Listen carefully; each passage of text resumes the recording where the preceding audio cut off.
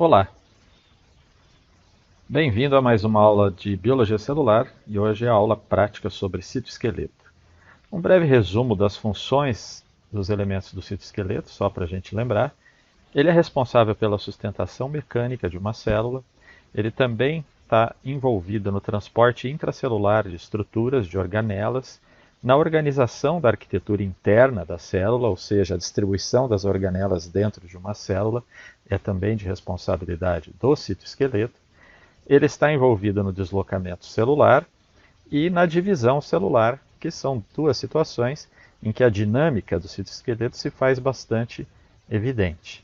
Nessa primeira imagem, vocês podem observar macrófagos de peritônio de camundongo, analisados em vivo através da microscopia de contraste de interferência diferencial, que é uma microscopia de luz que permite uma visualização pseudo-tridimensional das estruturas. Aqui vocês estão vendo em A um macrófago que a gente chama de residente, porque ele ainda não teve contato com algum corpo estranho para ser ativado, nem com moléculas que o ativassem. E em B nós vemos um macrófago ativo.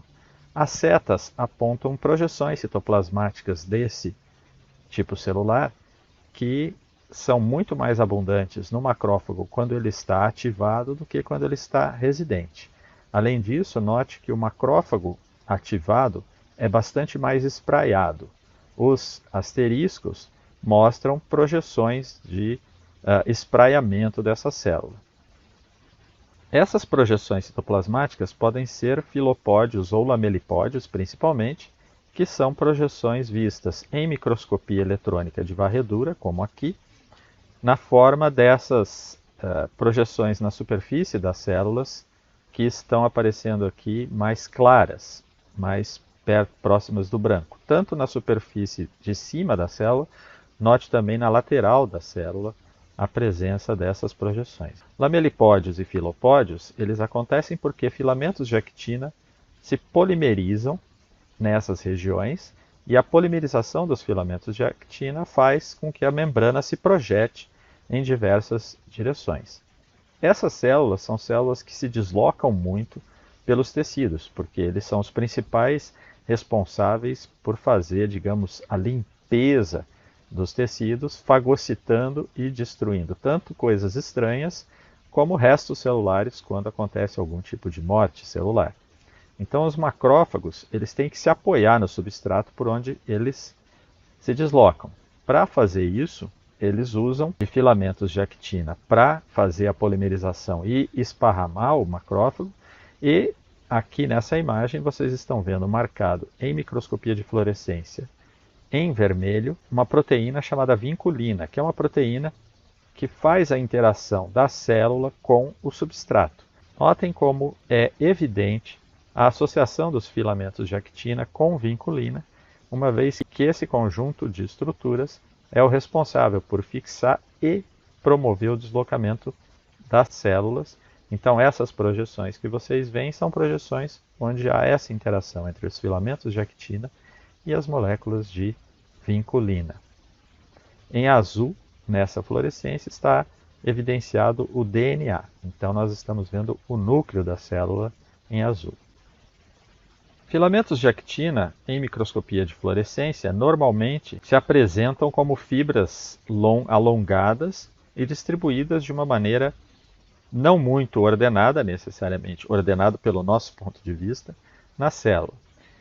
E aparentemente elas não têm uma origem comum, o que é diferente dos microtúbulos, que vocês veem aqui, por tubulina marcada com anticorpo, com fluorescência vermelha. Se você prestar atenção, você vai notar que há uma região central a partir da qual a maior parte dos microtúbulos é polimerizada e cresce. Então os filamentos eles crescem a partir da região do centrosomo. O centrosomo normalmente está próximo do núcleo e próximo do centro da célula. Você já pensou por quê? E filamentos intermediários, que são o terceiro tipo de filamento do citoesqueleto, aqui em fluorescência verde, nós usamos anticorpos antiqueratina, que é um dos tipos de filamento intermediário, e vocês também notam que a distribuição é bastante homogênea pelo citoplasma todo da célula. Os 3 principais filamentos do citoesqueleto podem ser observados nessas 3 imagens. Aprecie, elas são belas. Vamos falar um pouco de filamentos de actina numa situação bastante especial em que eles promovem, junto com as proteínas motoras que são as miosinas, o processo de contração muscular. Essas 2 imagens de microscopia eletrônica de transmissão mostram músculo estriado cardíaco. Vocês conseguem visualizar na imagem da esquerda o núcleo da célula, uma porção do citoplasma que não está preenchido pelas miofibrilas, que são as responsáveis pela contração muscular, e você também observa a junção entre 2 células cardíacas, e nessa junção nós temos vários tipos de especialização de membrana, que vocês viram na aula prática de especializações de membrana. A imagem da direita é uma ampliação de uma região das miofibrilas. E nós vamos mostrar agora com um pouquinho mais de detalhe essa imagem. Notem que existe uma regularidade na distribuição dos elementos aqui. É possível identificar uma região mais clara, uma região mais escura. No meio dessa região mais clara, nós temos uma faixa bastante escura, e essa faixa escura, que você observa do lado esquerdo e do lado direito da imagem, delimita a estrutura fundamental das miofibrilas e do processo de contração muscular, que é o sarcômero. Olhando com um pouco mais de detalhe, num esquema, você vai perceber então que nós temos filamentos de actina, que são filamentos delgados, que se distribuem associados a essas linhas escuras que eu falei, que formam o que a gente chama de disco Z. Os filamentos de actina estão ancorados no disco Z. E na região central do sarcômero, nós temos a linha M, que é composta fundamentalmente por filamentos de miosina, que são as moléculas motoras que vão interagir com a actina para promover a contração muscular.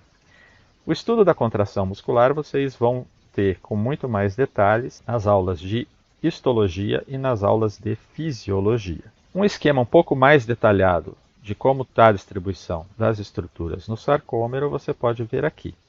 Então note que a gente tem, além dos filamentos de actina, além dos feixes de moléculas de miosina centrais, outras proteínas associadas, e nem todas estão sendo mostradas aqui, que são responsáveis por organizar essa estrutura, bem como controlar o processo de contração muscular. As cabeças das moléculas de miosina estão voltadas em sentidos opostos a partir da linha M, e isso está diretamente relacionado com o processo de contração muscular.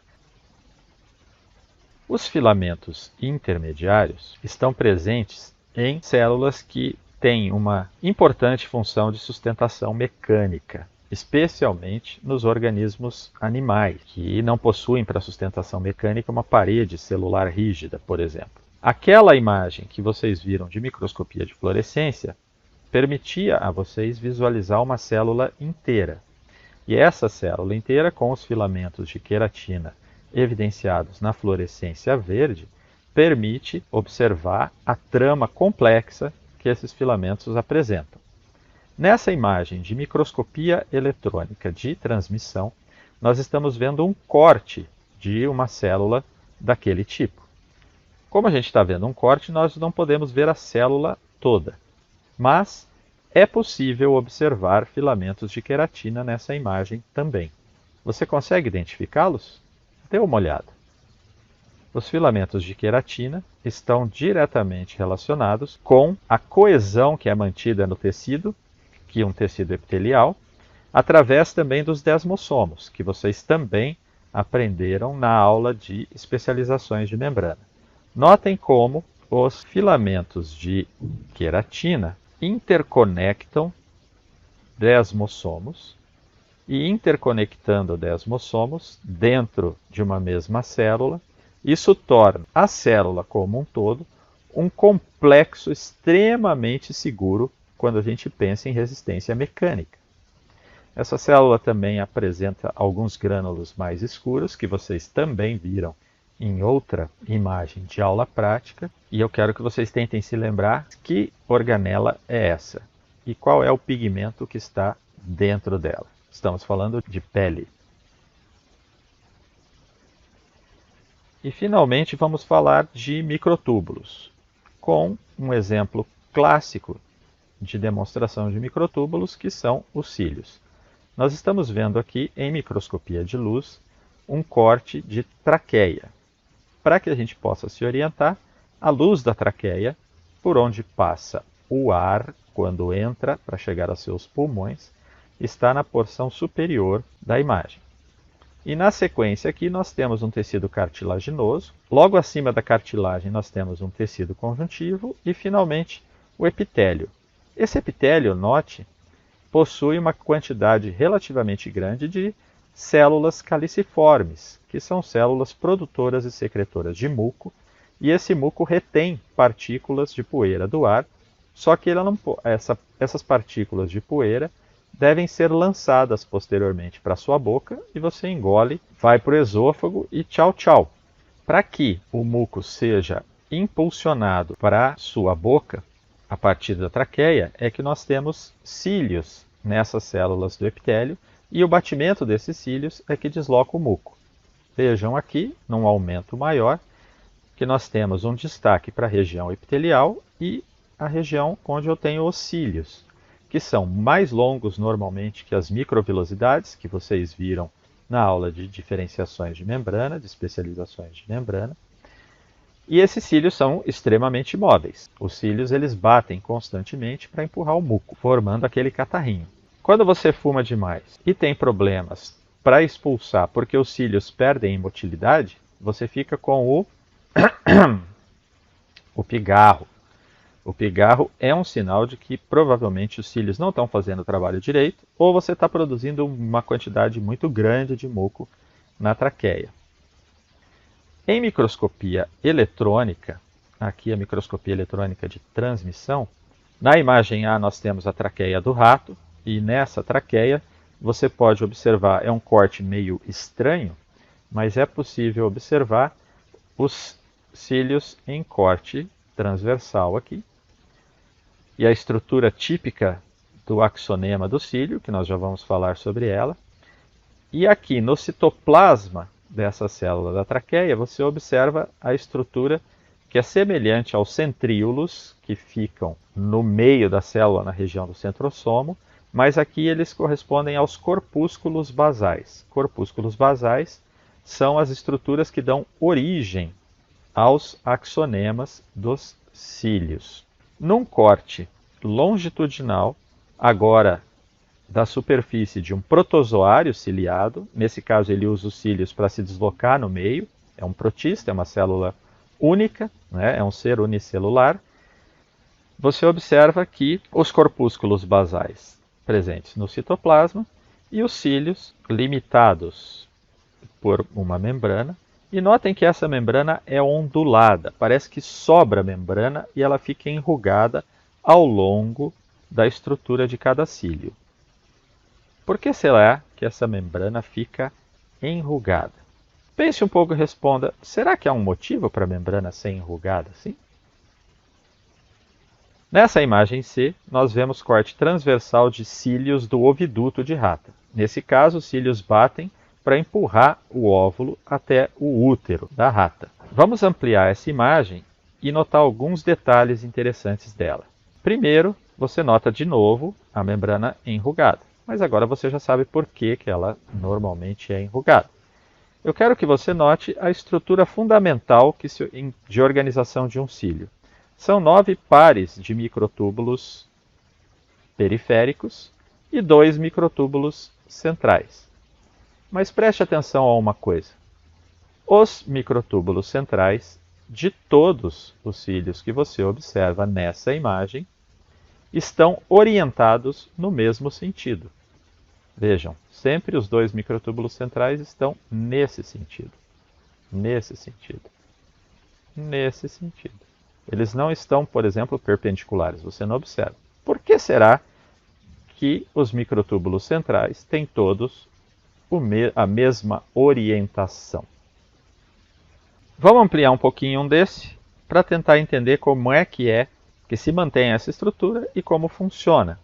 Note que, apesar da imagem não ter boa resolução, dá para você ser meu amigo, minha amiga, e fazer um esforço para entender que não existem apenas os microtúbulos na estrutura de um cílio.